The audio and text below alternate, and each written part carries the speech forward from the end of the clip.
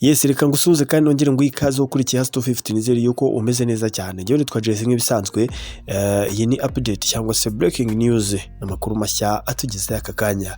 Umusirikare w'umuririmbyi Sargent Robert Afatiwe watorekeye muri Uganda mu kwakira 2020 yatawe muri yombi. Wibuke yuko ari umusirikare uzwi hano mu gihugu cy'u Rwanda ndetse akaba ari no gushakishwa. Nkuko rero ikinyamakuru Chief Report cyabitangaje, nagira ngo utege amatwi witonze wumve inkuru ya Sargent Robert ubwo yafatwaga atabwa muri yombi muri Uganda. Wibuke yuko kandi yagiye muri Uganda bikekwa ko yafashe ku ngufu. Mbese byagenze bite? Ibyo n'ibindi uri kwibaza utaramenya, tega amatwi reka nze nkuramburire inkuru irambuye. Gicamunsi cyo kuri uyu wa mbere tariki 16 Gicurasi 2020 ikinyamakuru Chief Report cyo muri Uganda cyatangaje ko Sargent Robert wamenyekanye mu itsinda ry'umuziki ryo mu ngabo z'u Rwanda RDF yafungiwe mu mujyi wa Kampala.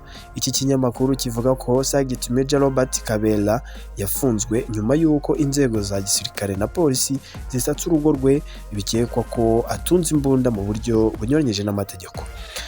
Mu mpera z'Ugushyingo 2020 Sargent Robert yabwiye ikinyamakuru Daily Monitor ko yageze muri Uganda kwa 19 Ugushyingo 2020.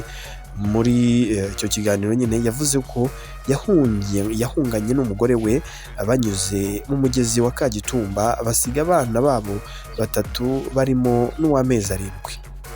Sargent Robert ushakishwa n'inzego z'umutekano mu Rwanda mu Rwanda, aho akurikiranweho gufata ku ngufu umwana w'umukobwa utarageza imyaka y'ubukure. Yabwiye Daily Monitor ko ibyo ashinjwa ari ibinyoma. Kuwa 23 Ugushyingo 2020 RDF yasohoye itangazo rivuga ko bikekwa ko icyaha yakoreye umwana w'umukobwa bishikekwa ko yaba ari uwo mu muryango we. Tariki 21 Ugushyingo 2020 mu murenge wa Ndera mu karere ka Gasabo umujyi wa Kigali, Sargent Robert yamenyekanye mu itsinda rya Army Jazz Band ndetse akaba azwi mu ndirimbo zirimo nka Impanda, Weekend, Sisi Wenyewe n'izindi. Aribwo yamaze guhunga igihugu akerekeza muri Uganda, bikekwa ko yarahunze bitewe n'icyaha yakekwagaho kuba yarafashe umwana w'umukobwa ku ngufu cyangwa se umwana w'umukobwa utaruzuza imyaka y'ubukure. Nk'uko RDF yagiye ibitangaza, bivugwa yuko uyu mukobwa yaba yarafashwe ku ngufu, yaba ari no mu muryango w'uyu mugabo cyangwa se ari mu muryango wa Sargent Robert.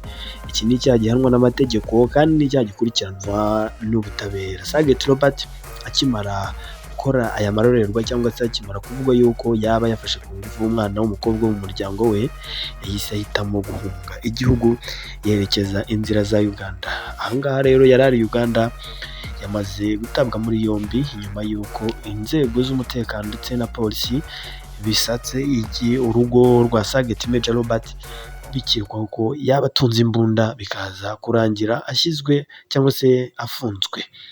Leta y'u Rwanda rero nayo ikaba yari imaze igihe n'ubundi ishakisha uyu mugabo, bivugwa yuko n'ubundi yatorokeye cyangwa se yahunze ubutabera ari mu gihugu cya Uganda. Nitwa JC, iyi ni hasi 250. Nakubwira ngo ukora subscribe, like, share na comment ndetse uduhe n'igitekerezo cy'ibyo ubona twakora utaha. Njye nitwa JC nk'ibisanzwe. Iyi ni hasi 250. Komeza urebe video zacu hano, ukore subscribe, like, share na comment na utaha.